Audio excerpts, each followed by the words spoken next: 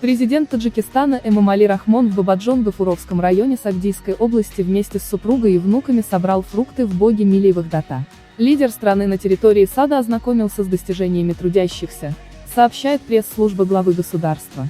На выставке были представлены лучшие сорта фруктов, овощей и бахчевых, яблоки, персики, груши, инжир, сливы, лук, перец, помидоры, огурцы, тыквы, арбузы и дыни, большинство из которых является продукцией боги Милиевых Дата. Общая площадь сада составляет 631 гектар. На 364 гектара выращиваются абрикосы, на 48 гектаров – персики, 35 гектаров занимают яблони, 5 гектаров – вишневые деревья. Сливам и виноградникам отведено в саду 12 и 10 гектаров соответственно.